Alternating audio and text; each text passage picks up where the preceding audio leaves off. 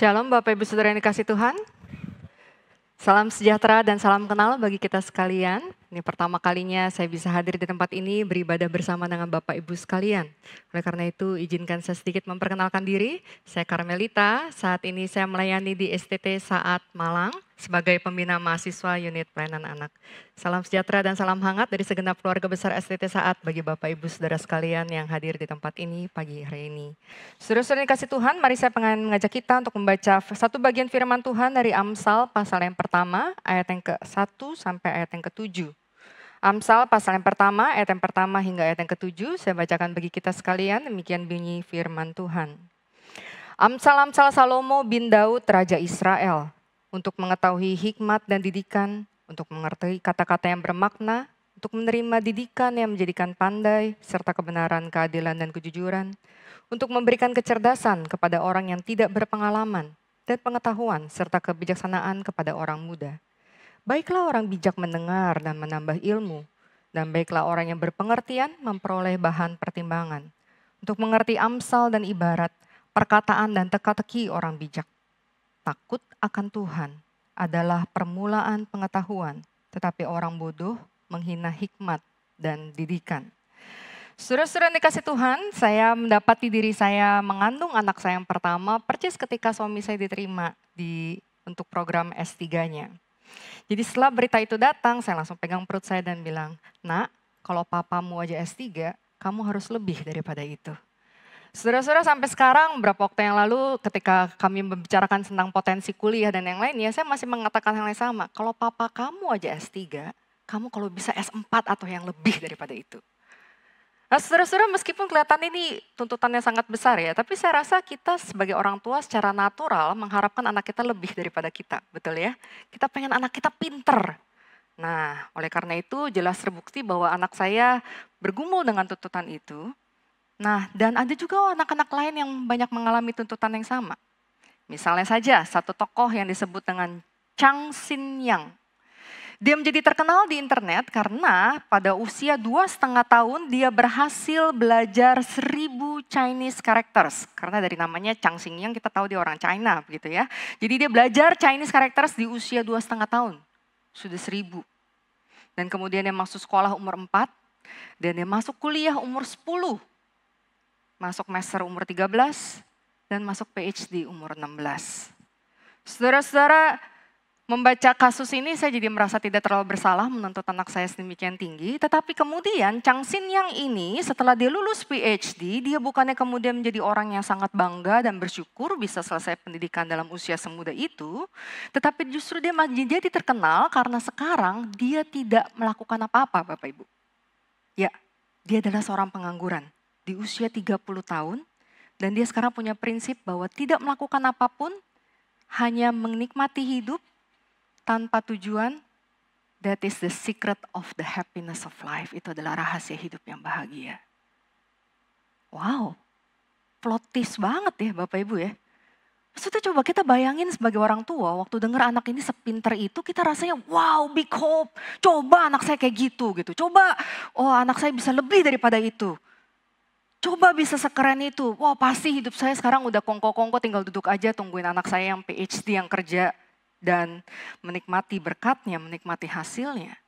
Tetapi twistnya adalah ternyata sekarang dia terus menuntut orang tuanya untuk membiayai hidupnya.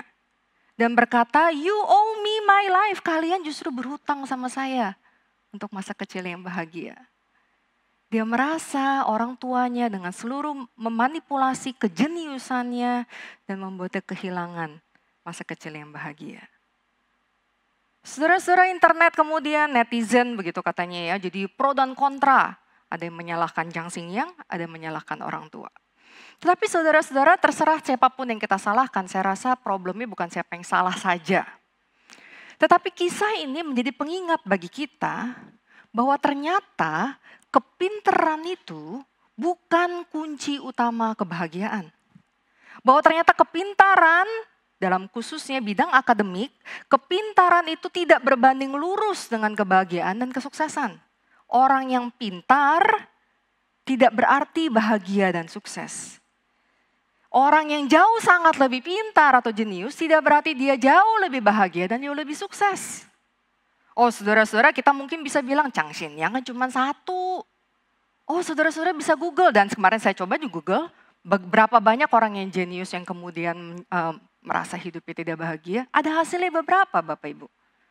Jadi sekali lagi contoh ini mengingatkan kepada kita bahwa kepintaran dalam bidang akademik yang kita kejar, yang kita harapkan dari anak-anak kita harapkan dari diri kita, dari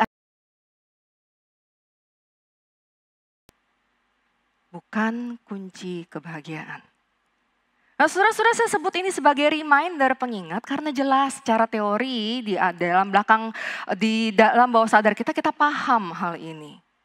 Tetapi saudara-saudara, bukankah itu yang terus-menerus dikejar dalam kehidupan kita? Ketika anak kita pulang sekolah, gimana tadi ulangannya dapat berapa? Ayo belajar supaya pintar, ayo belajar. Ketika anak katanya, kenapa harus jadi orang pintar? Supaya kaya, supaya sukses, dan begitu seterusnya. Sehingga akhirnya secara tidak sadar pendidikan itu dipersempit menjadi hanya untuk jadi pintar. Dan evaluasi kepintaran ini hanya jadi lewat nilai. Saya ulangi Bapak Ibu. Karena semua konsep ini secara tidak sadar membentuk pola pikir kita. Jadi berpikir bahwa pendidikan adalah untuk menjadi pintar dan evaluasi terhadap kepintaran adalah lewat nilai. Padahal Bapak Ibu, di dalam asal muasalnya pendidikan itu sangat jauh berbeda dari nilai. Saudara-saudara, pendidikan sudah dimulai dari sejak sekolah itu belum ada. Tapi di dalam pendidikan itu diberikan, dilakukan dari yang senior, dari orang tua, dari yang lebih tua, diberikan kepada anak untuk mempersiapkan anak ini menjadi orang dewasa yang mampu hidup di dalam dunia nyata. Jadi diajarkan adalah life skill untuk nanti bisa hidup. Diajarkan adalah social skill supaya nanti kita bisa hidup secara sosial.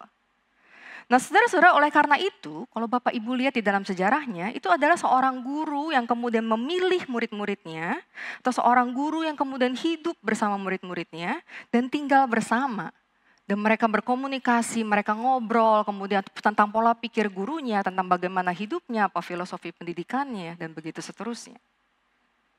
Nah kemudian ketika terjadi industri revolusi, baru kemudian semakin zaman semakin modern, perkembangan ini dirasa bukan hanya butuh life skill, bukan hanya butuh social skill, tapi mereka harus tahu bagaimana dunia ini terjadi, bagaimana dunia ini berjalan. Makanya ada kimia, ada fisika, ada matematika, ada logika di dalamnya. Nah saudara-saudara, ketika perkembangan modern ini berkembang jadi sistem sekolah massal seperti sekarang, yang dimaksud dengan massal adalah satu guru dengan banyak murid, maka perlu dibuat standardize. Standarnya adalah anak usia segini dirasa cukup mampu untuk masuk sekolah. Anak usia segini dirasa harusnya udah bisa matematika ini, Inggris ini, dan begitu seterusnya. Dan untuk membantu skala massal ini, maka dibuat standar penilaian. Jadi sebenarnya Bapak Ibu, nilai itu, grading system itu bukan dimaksudkan untuk menilai kepintaran, tetapi untuk mengevaluasi, bantuan untuk mengevaluasi.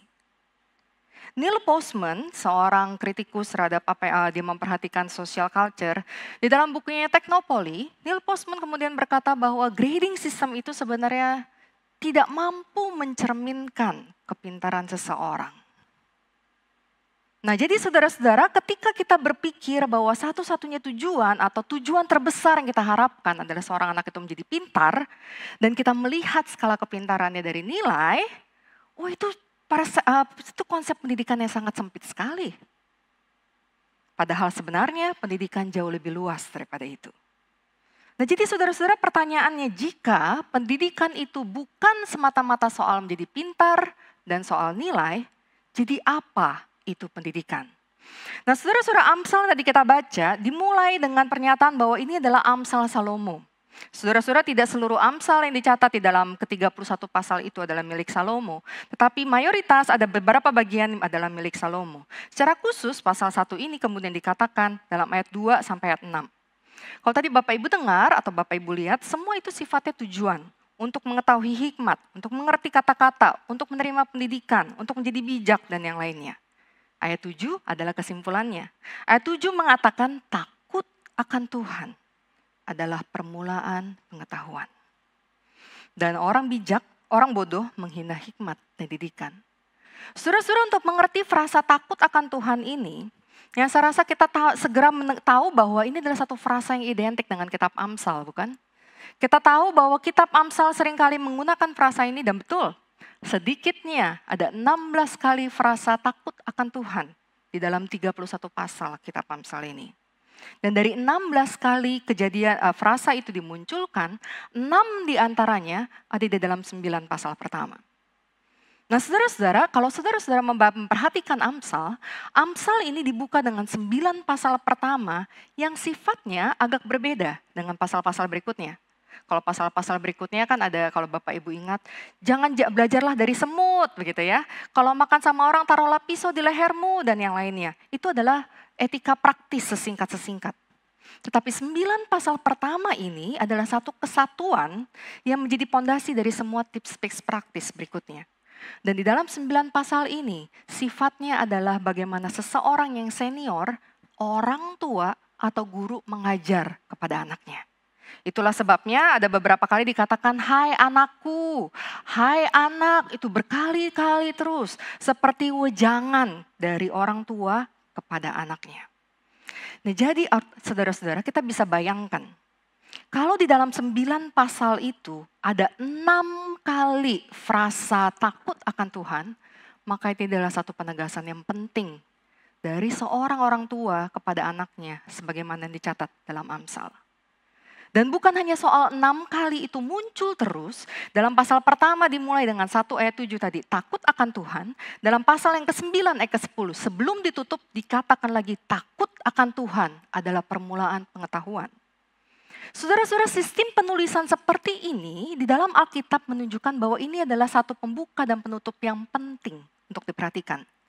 Jadi kita Amsal memulai semua Amsal kebijaksanaannya dengan takut akan Tuhan adalah permulaan pengetahuan. 9 pasal kemudian setelah diulangi berkali-kali dia tutup sekali lagi dengan takut akan Tuhan. Oleh karena itu saudara-saudara, baik bagi kita bahkan sangat penting untuk kita memahami apa sih sebenarnya takut akan Tuhan. Nah di dalam usaha kita memahami ini, kita perlu paham dulu siapa Tuhan ini maksud. Atau seperti apa Tuhan yang perlu kita takuti? Saudara-saudara jelas Amsal di sini mengacu kepada Tuhan pencipta langit dan bumi. Kepada Tuhan Allah Abraham, Ishak dan Yakub. Kepada Tuhan yang menciptakan bumi dan menciptakan kita. Kepada Tuhan yang tidak meninggalkan kita setelah kita jatuh di dalam dosa. Kepada Tuhan yang mengirimkan anak yang tunggal Yesus Kristus untuk menebus kita. Kepada Tuhan yang menentukan hidup kita dan menjemput kita di titik akhir. Ini adalah Tuhan yang jauh lebih besar dari segala sesuatu. Karena memang by definition Tuhan adalah sesuatu yang lebih besar daripada kita. Ini adalah Tuhan pencipta dan pemilik hidup kita. Dan kualitinya, karakter apa yang harus kita lakukan adalah takut akan Tuhan. Nah saudara-saudara setelah kita paham siapa Tuhan yang dimaksud, sekarang kita perlu memahami apa takut yang dimaksud.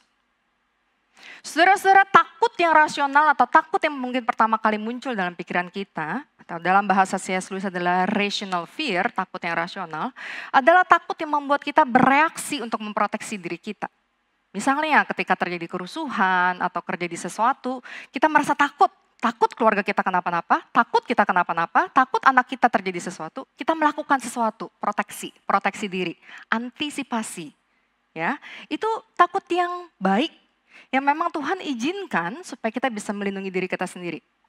Coba bayangkan kalau apapun yang terjadi kita tidak pernah takut Bapak Ibu. Betapa berbahayanya bukan? Oh lagi jalan terus tiba-tiba lampu merah, aku gak takut sama lampu merah terus saja begitu, nabrak begitu kan Bapak Ibu ya. Jadi ada rational fear. Menarik sekali bagaimana C.S. Lewis menaruhnya rasional. Satu yang rasional, ketakutan yang rasional yang memang ada untuk memproteksi diri kita. Nah, ada ketakutan yang kedua yang disebut dengan irasional. Adalah ketakutan yang membuat kita terjebak di dalam anxiety, dalam kecemasan. Ketakutan yang membuat kita terjebak di dalam worry, kekhawatiran. Atau dalam bahasa kerennya sekarang adalah overthinking. Mikir lagi, kalau saya bilang begini nanti dia bilang begitu. Kalau saya melakukan ini nanti terjadi seperti itu. Akhirnya itu jadi sesuatu yang gak masuk akal. Gak berani ke gereja nanti karena bagaimana kalau nanti kecelakaan di tengah jalan, bagaimana kalau gerejanya kebakaran, bagaimana nanti kalau pendetanya panggil saya, bagaimana ini. Gak masuk akal dan sehingga akhirnya mengurung diri. Nah, apakah dua hal ini, dua ketakutan ini yang dimaksud ketika Amsal berkata takutlah akan Tuhan? Tentu tidak. Amsal tidak mengharapkan kita untuk takut sama Tuhan. Amsal juga tidak mengharapkan kita jadi anxious sama Tuhan atau overthinking akan Tuhan. Tetapi Amsal mengharapkan kita takut yang ketiga. Reverence fear. Satu ketakutan yang dilandasi oleh dasar hormat dan respect. Saudara-saudara, ini bisa dilihat dari contohnya kalau misalkan kita dipanggil oleh misalkan ketua yayasan atau bos paling tinggi dari perusahaan kita, atau dipanggil oleh kepala sekolah, kita pasti datang dengan agak deg-degan juga gitu ya. Kenapa nih tiba-tiba dipanggil? Kayaknya udah bayar uang sekolah, kayaknya rapat baik-baik aja, kenapa nih ya? Gitu. Ada deg-degan. Tetapi di dalam deg-degan itu juga kemudian kita siap-siap kan, pakai baju yang bagus, rapi-rapi, mandi gitu, pakai make up. Karena pengen show respect, pengen menunjukkan penghargaan, betul kan? Nah, jadi takut akan Tuhan itu dimaksudkan dengan bahwa kita bukannya ketakutan, atau bukannya jadi overthinking dan anxious, tapi justru kita jadi hormat sama Tuhan. Ketika kita datang ke Tuhan, bukannya kita bilang, aku gak takut sama Tuhan. Tuhan pencipta langit dan bumi. Bukan, itu kurang ajar namanya. Tetapi kita datang dengan hormat, Tuhan, aku datang kepadamu pencipta langit dan bumi. Satu bentuk rasa hormat. Dan bahkan bukan hanya itu saja. Salah seorang penafsir berkata, takut akan Tuhan di sini bukan hanya soal hormat, tapi juga soal relasi, adanya cinta dan adanya kepercayaan. Karena kalau soal hormat itu relasinya sangat transaksional. Tapi ketika ada kasih dan ada kepercayaan, maka hormat ini akan jadi sangat balance. Seperti misalnya contoh antara relasi anak dengan orang tua. Anak secara umum akan respect sama orang tua. Anak gak boleh pegang kepala orang tua, betul gak? Sebagai bentuk respect. Anak juga gak boleh panggil orang tuanya, hey bro, how are you? Gitu. Karena bentuk respect, ya kan? Tetapi anak boleh gak peluk-peluk kita? Ada bentuk love and trust. Jadi saudara-saudara, takut akan Tuhan ini bukannya ada jarak antara kita dengan Tuhan. Bukan ada ketakutan antara anak ciptaan dengan pencipta. Tapi justru ada respect dan ada relasi. Ada respect, ada kasih dan ada trust. Ada relasi yang dekat tapi tidak kurang ajar. Ada relasi yang hangat tapi tetap ada respect. Satu relasi yang sangat balance di dalamnya. Dan saudara-saudara, apakah ini satu relasi yang sangat sulit untuk diraih? Tidak. Karena pada muasalnya ketika Allah menciptakan langit dan bumi, relasi seperti inilah yang Tuhan ciptakan. Saudara-saudara ingat ketika Adam dan Hawa ada di dalam Taman Eden. Tuhan memberikan tugas kepada Adam. Ada otoritas. Dan Adam menerima dengan penuh respect. Ada relasi, Tuhan suka visit mereka di Taman Eden dan mereka ngobrol-ngobrol sama Tuhan, mereka jalan sama Tuhan. Tetapi kemudian apa yang terjadi? Ketika kemudian Hawa dan Adam jatuh di dalam dosa, keterputusan itu ada, no respect. Karena Hawa berpikir, I can decide on my own, aku bisa putusin sendiri. Dan no more love and trust, mereka bersembunyi karena mereka takut sekarang. Dari reference jadi rational fear. Atau bahkan irrational, bagaimana kalau kita terus begini. Ketakutan yang salah. Yang membuat terputusnya relasi ini, yang membuat kita melihat Allah jadi secara salah, dan relasinya pun tidak ada. Nah, saudara-saudara, bukan ini yang Tuhan inginkan. Bukan relasi ketakutan seperti ini dan tidak adanya kasih seperti ini. And that is why, itu sebabnya kemudian Yesus dikirimkan untuk turun ke dunia. Untuk menyelamatkan kita, untuk memperbaiki relasi kita dengan Tuhan. Saudara-saudara, ketika dikatakan Yesus Kristus datang untuk menyelamatkan kita, artinya Yesus Kristus memulihkan respek kita kepada Tuhan. With all respect, dengan segala hormat, aku yang berdosa masih diselamatkan. Aku aku yang kurang ajar masih diselamatkan with all respect. Tuhan gak perlu melakukannya, tapi dia tetap melakukannya. Dan saya menghormati dia. Tapi apakah hanya itu yang Tuhan inginkan? Yohanes 3 ayat 16 berkata, karena begitu besar kasih Allah. Dia melakukannya karena kasih dan dia juga mengharapkan kita ada kasih. Dan pemulihan hubungan itu, ketakutan akan Allah yang benar itulah yang terjadi ketika kita menerima Tuhan Yesus Kristus. Kita punya respect dan kita mengasihi dan percaya kepada Tuhan Allah pencipta langit dan bumi. Dengan kata lain saudara-saudara, ketika Amsal terus berkata takut akan Allah. Sekali lagi ini bicara bukan hanya soal respect, tapi soal relasi antara respect, kasih, dan trust. Relasi inilah yang perlu terus ada dan bahkan dikatakan permulaan pengetahuan. Nah saudara-saudara, kalau itu adalah takut akan Allah, bahwa takut akan Allah adalah satu relasi di mana ada respect dan kasih di dalamnya, lalu kenapa ini dikatakan permulaan pengetahuan? Apa kaitannya ini sama permulaan pengetahuan? Apakah ini berarti bahwa ya namanya permulaan, berarti kita harus memulai segala sesuatu dengan berdoa. Memulai segala sesuatu dengan pengakuan iman rasuli atau doa Bapa kami. Sebagai bentuk pernyataan kita mengetahui Tuhan. Habis itu kita mau ngapain aja terserah. Enggak saudara-saudara. Permulaan di sini mengacu kepada continuous, keberlangsungan, kelangsungan terus menerus. Dan permulaan di sini mengacu kepada pondasi. Jadi bukan titik start yang terus mengacu ke titik finish, tapi permulaan ini mengacu kepada pondasi yang terus dibangun di atasnya. Seperti misalnya Bapak Ibu, kenapa kita belajar matematika harus selalu permulaannya dari 1 tambah 1? Karena 1 tambah 1 itu yang terus menjadi pondasi untuk 1 kali 1, 1 pangkat 3, 1 pangkat 4, 1 pangkat 5, betul? Semua harus dimulai dari tambah-tambahan. Pondasi, permulaan pengetahuan kita akan matematika adalah tambah-tambahan. Tapi bukan berarti kemudian tambah-tambahan yang gak perlu kan? Tapi itu menjadi pondasi. Begitu juga yang dimaksud oleh Amsal.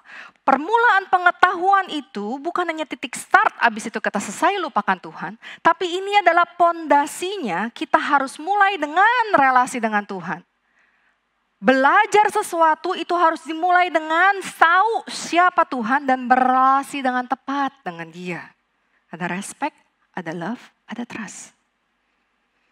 Namun ini tetap membuat kita bertanya kenapa? Pada kenyataannya pengetahuan kan soal akademik, soal art. Tapi tetap bagaimana kaitannya berrelasi dengan Tuhan bisa menolong kita punya pondasi yang kuat untuk belajar pengetahuan lainnya. Nah saudara-saudara, karena pada kenyataannya belajar di sekolah atau akademik saja atau non-akademik saja atau mengacu kepada nilai saja, seberapa baik pun nilainya, tidak mampu menjawab pertanyaan tentang siapa saya, dari mana saya datang, untuk apa saya di dunia ini, dan kemana saya akan pergi. Nilai atau akademik tidak sanggup menjawab pertanyaan yang terus ada di dalam pikiran kita dan hati kita. Oke, sampai sini mungkin kita bilang, Bu, anak saya masih TK. Anak saya yang SMP juga taunya cuma main handphone. Gak pernah nanya yang susah-susah kayak gitu. Ya betul juga sih. Mungkin gak kedengeran. Gak tiba-tiba anaknya datang di meja makan dan bilang, Ma, aku punya pertanyaan eksistensial. Siapa aku? Gitu. Kemudian kita pegang jidatnya, minum Panadol deh, begitu kan. Tetapi saudara-saudara pernah gak ada seorang anak kecil yang kemudian pegang perut mamanya yang lagi hamil, Ma, kenapa dedek bisa di sana ya?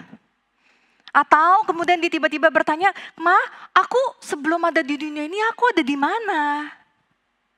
Atau ketika dia melihat binatang piaraannya mati, Ma, abis mati kemana? Saudara-saudara, itu pertanyaan lucu anak kecil. Dan karena kita hanya melihat itu lucu, kita seringkali brush off kan. Kita bilang, ya nanti kamu juga tahu, nanti kamu juga tahu. Saudara-saudara, sebenarnya kalau saudara-saudara telusuri lebih dalam, itu sebenarnya refleksi dari pertanyaan eksistensial. Aku ini datang dari mana? Yang kalau tidak kita berhasil jawab, maka dunia sains yang akan menjawab. Bahwa kita adalah hasil dari Big Bang. Tiba-tiba out of nowhere, the molecules bercombine dan kemudian bang terjadi. Dan kemudian nanti akhirnya adalah tiba-tiba semua big freeze. Kita frozen and we're die. Selesai hidup. Nah, saudara-saudara, kalau sains yang menjawab ini, lihat betapa berbahayanya. Dan lihat bagaimana jawabannya sangat berbeda dengan takut akan Tuhan, bukan? Tidak ada Tuhan di dalam Big Bang and Big Freeze. Tidak ada Tuhan di dalam teori itu. Apakah jawaban itu yang kita pengen anak kita peroleh? Oke, mungkin anak kita nggak kemudian bertanya, jadi mau ngapain saya di dunia ini? Tetapi anak kita mungkin akan sering bertanya, kenapa sih harus belajar kimia, mah? Kenapa harus belajar 2 bahasa? Kenapa harus 3 bahasa? Atau kenapa sih mama pengen banget aku masuk kuliah yang itu? Kenapa harus jadi orang kaya? Kenapa harus jadi sukses?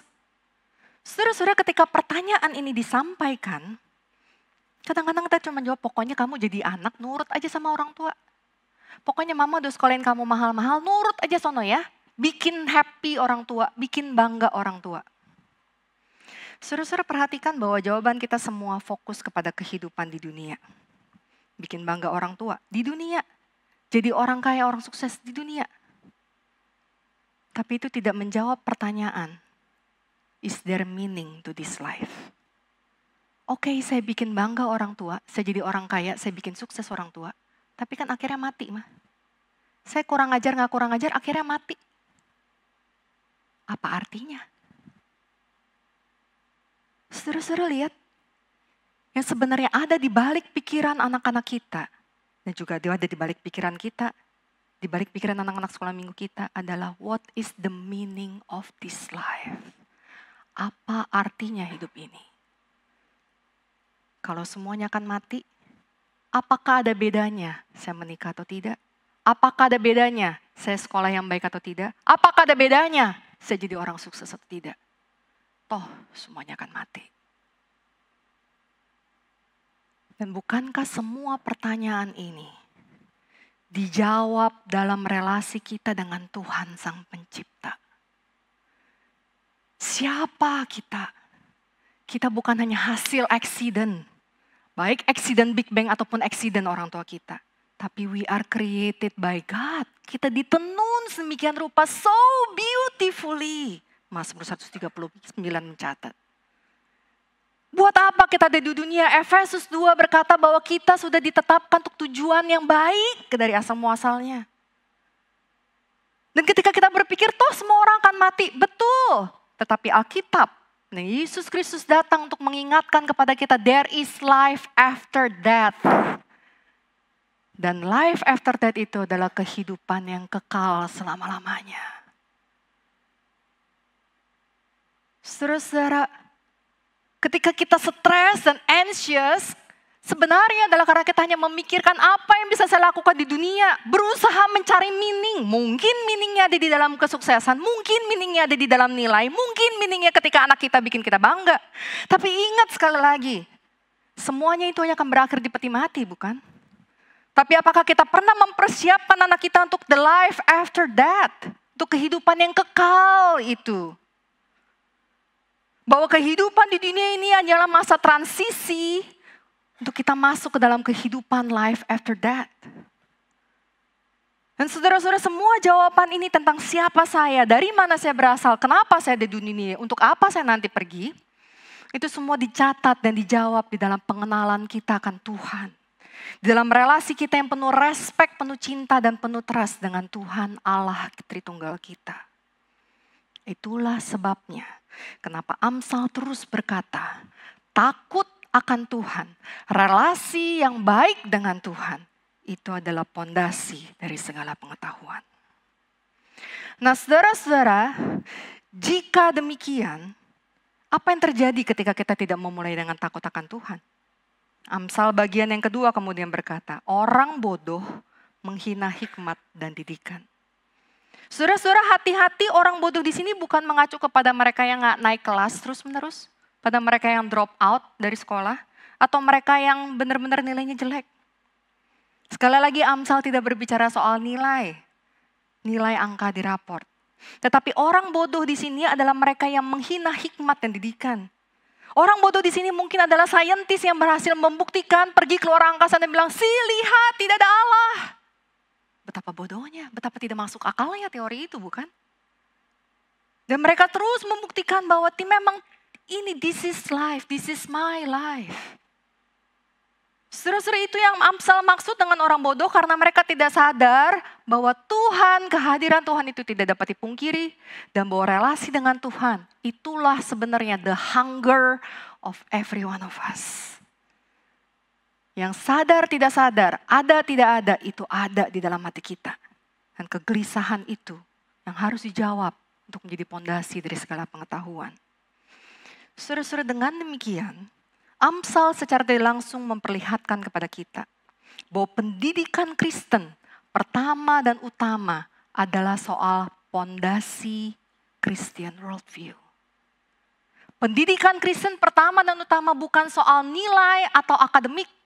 Oh, saya tidak berkata bahwa itu tidak penting sama sekali. Tetap perlu, karena itu part of life skill, bagian dari persiapan mereka. Tetapi first and foremost, pendidikan Kristen utama dan pertamanya adalah pembentukan formasi worldview untuk menjadi pondasi dari semua pengetahuan yang lainnya. Ketika fondasi worldview dan formasi ini terjadi, maka barulah mereka bisa menjadi anak-anak yang mentransformasi dunia sebagaimana yang Tuhan maksudkan. Pendidikan Kristen adalah soal formasi worldview yang menjadi fondasi dari semua pengetahuan yang pada akhirnya membawa kepada transformasi kehidupan. Jika demikian, maka artinya bertanya kepada anak kita, udah belajar belum? Nilainya dapat berapa? Ayo nanti kamu gak jadi orang pinter. Ayo nanti kamu jadi gak bisa masuk kuliah yang baik. Itu bukan pertanyaan yang paling penting. Atau coba lihat doa kita untuk anak kita. Kalau kita pernah berdoa untuk anak kita. Biasa doanya apa? Supaya jadi anak pinter. Atau yang lainnya juga. Tapi kalau itu gak salah, sekali lagi, gak salah berdoa untuk anak kita pinter atau sukses atau bahagia. But that is not enough. Itu tidak cukup. Kita harus menyadari, kita harus berdoa supaya mereka punya relasi yang dipulihkan dengan Allah, Sang Pencipta. Untuk menjadi pondasi, dalam menjadi kacamata besar, jadi gambaran besar bagaimana mereka belajar semua akademik dan non-akademik. Memaknai bahwa semua subjek ini, all truth is God's truth, semua dari Allah dan kembali kepada Allah. Termasuk mereka pun kepada Allah. Nah, saudara-saudara, jadi pertanyaan berikutnya, siapa yang bertanggung jawab untuk hal ini? Siapa yang bertanggung jawab untuk memastikan anak itu punya relasi yang baik dengan Tuhan?